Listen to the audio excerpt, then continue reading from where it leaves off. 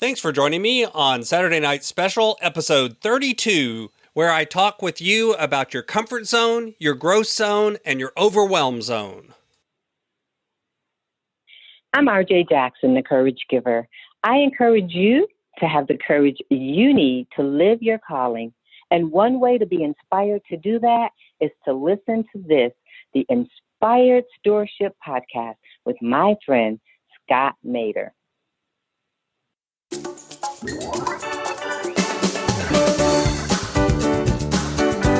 But on the other hand, if someone shows you, hey, here's this big thing I want you to do in 6 months, but here's the small steps we're going to take daily or weekly or monthly to move you in that direction so that when the deadline comes in 6 months, you're ready to go, you're prepared, you're not comfortable, but you're definitely skilled and more comfortable than you are today. Welcome and thank you for joining us on the Inspired Stewardship podcast. If you truly desire to become the person who God wants you to be, then you must learn to use your time, your talent, and your treasures for your true calling. In the Inspired Stewardship podcast, you will learn to invest in yourself, invest in others, and develop your influence so that you can impact the world. In tonight's Saturday Night Special, I talk with you about what your comfort zone is, what your growth zone is, and why you need to understand these if you're going to avoid the overwhelm zone and make a positive change. You know, one area that a lot of folks need some help with is around the area of productivity. Getting not just more things done, but actually getting the right things done can be really, really tough. I've got a course called Productivity for Your Passion that's designed to help you do this and then to hold you accountable and walk with you so that you can tailor productivity not just to be getting more done, but actually getting the right things done. What's more, we take the approach of looking at your personality and how you actually look at things in the world and tailor the productivity system to your personality. Because the truth is, a lot of the systems that are out there are written really well for somebody with a particular personality type. But if you have a different approach to things, they just don't work. But there's tools and techniques and approaches that you can take that will work for anyone. And we help you do that in Productivity for Your Passion. Check it out over at inspiredstewardship.com/launch. You've probably seen those memes and heard people talk about how the real magic happens outside of your comfort zone. That the only thing you do, or if you want to grow, you've got to get outside of your comfort zone. And that is true. It is true that we all have zones of our life. We have things or places, and they're different for different skills and different abilities, but we have places where we're very comfortable. We have places where we're undergoing deliberate practice and stretching ourselves and working a little harder than is comfortable, but also not so hard that we fall into the last zone of overwhelm or panic.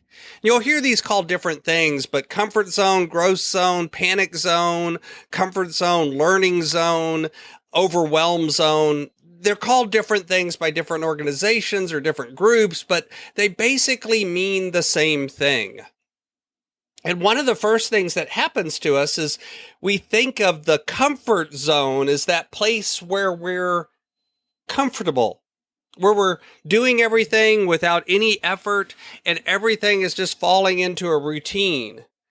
And the truth is that zone is often labeled by people too narrow. They think of it only as those places where no learning is occurring. But the truth is you can learn some things in your comfort zone. If you think of it, where you're not learning tends to happen, you'll fall into a routine, you'll fall into habit, and you'll begin to get bored. You're not stretching yourself, you're not working at all, and that's kind of the zone of boredom. In that area of the comfort zone, you aren't learning, you aren't stretching yourself. But as you begin to move away from that and you begin to move into an area where a little bit of pressure begins to happen, or a little bit of the routine is disrupted, or a little bit of the boredom begins to set aside because you're actually having to apply some effort and some mental work towards learning more or doing more or stretching yourself more, that's the growth zone. And you've heard me talk before about how with goals and habits, you can set up things to make it easier to achieve that growth or that habit or that goal. And this applies here. You know, removing all of the junk food from the house because your goal is to eat healthier. It may at first glance sound like, well, but that makes it where I'm not growing because I don't have to use my willpower and kind of suck it up and really struggle to eat healthy because I'm surrounded by junk food with the goal of eating healthy. But the truth is, setting up the situation that makes it easier doesn't change this from being within your growth zone. It doesn't change this from being an area where you're beginning to reprogram your mind, reprogram your body, and adjust to the idea of eating healthier. In fact, it actually creates quicker growth. So I don't want you to mistake the growth zone with the area where you've got to suck it up and willpower it through and just work really hard. We kind of admire those people sometimes. We think of people that suck it up and just do the hard work as somehow heroes. But the truth is, that kind of punishment model, that kind of willpower model, that kind of struggle model is not the only way, and often not even the best way to get into your growth zone. Your growth zone can occur with very small increments. And in fact, it needs to because of the last zone. The truth is, sometimes when you set a huge, hairy goal and you don't break it down into smaller steps, you don't begin to look at what are the tiny steps that I can take on the path towards this big goal. All you have is this vague, large goal somewhere in the future. Then what usually happens instead is panic sets in. You shut down. Your mind begins to say, I can't do that. You become overwhelmed by that goal. And you're not going to make any progress. See, when we get into that overwhelm zone, we can't really grow because we don't do anything. We don't take any action. We don't take forward steps or positive steps.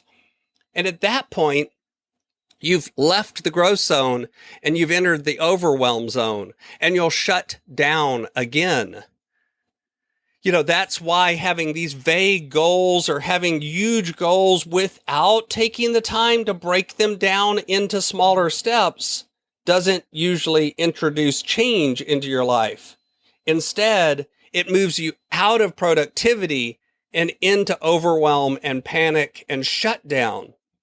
You've experienced this. I know you have. We all have. If somebody suddenly asks you to do something that is so far out of your skills and abilities that you feel completely overwhelmed by the ability to do that, then you move into panic and you stop working. You're overwhelmed. But on the other hand, if someone shows you, hey, here's this big thing I want you to do in 6 months, but here's the small steps we're going to take daily or weekly or monthly to move you in that direction so that when the deadline comes in 6 months, you're ready to go. You're prepared. You're not comfortable, but you're definitely skilled and more comfortable than you are today. And what happens then is as you move out, your comfort zone increases because you develop the skills that you're comfortable with. Your learning zone increases because you become more recognized that you can learn how to do this and that you can master it. And your panic zone begins to shrink. And by the way, this isn't something that only some people can do. This isn't only extroverts can really move. Their panic zone is by definition smaller. That's not true. Introverts can have a small panic zone or a large panic zone, and so can extroverts. We can become overwhelmed by things. It's just often those things are different things. An introvert may become overwhelmed by the social situation, while an extrovert is comfortable in that. And an introvert may become comfortable with something that's more of an internal situation, while an extrovert is driven to overwhelm by the thought of having to lock themselves in a room and get everything done. So it isn't so much what they are in terms of the zones, it's what drives us into those zones that's different. So you need to step back and have some awareness. What are the things that you operate in right now where you're so comfortable that you're not learning? What are the things that you operate in right now where you're growing because you're learning, even if it's small steps? And what are things that currently are in that overwhelm zone? And if you want to bring some of those overwhelm things back into the growth zone, then what you need to do is take that big step, take that big process, take that big goal, take that thing that is so huge that it's scary right now, and begin to break it down into smaller steps. And then set up situational things where doing that becomes easier than not doing it, and begin to make small, tiny steps in the right direction. And before you know it, your comfort zone will grow, your growth zone will grow, and your overwhelm zone will shrink, and you'll reach those big, hairy goals. If you need some help doing that, that's where a coach comes in. What coaches can do oftentimes is reframe what you're thinking, and they can help you identify is what's keeping you trapped in your comfort zone. Is it limiting beliefs about yourself? Is it the lack of the right habits? Is it not designing the right systems and processes? What is it that's keeping you stuck there? And by the same token, what is it that drives you into the overwhelm zone? And what can we do to back off from that so that we'll fall and stay in that sweet spot of deliberate practice and not being bored, but also not being overwhelmed, so we're consistently growing? I'd love to talk to you about that. You can reach out to me over at inspiredstewardship.com. Thanks for listening.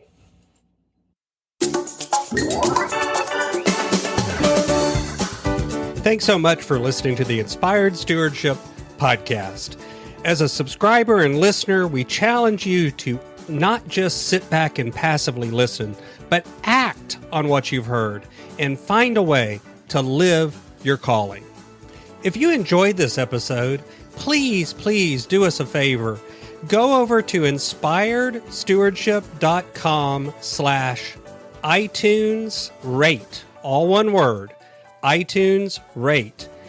It'll take you through how to leave a rating and review and how to make sure you're subscribed to the podcast so that you can get every episode as it comes out in your feed. Until next time, invest your time, your talent, and your treasures. Develop your influence and impact the world.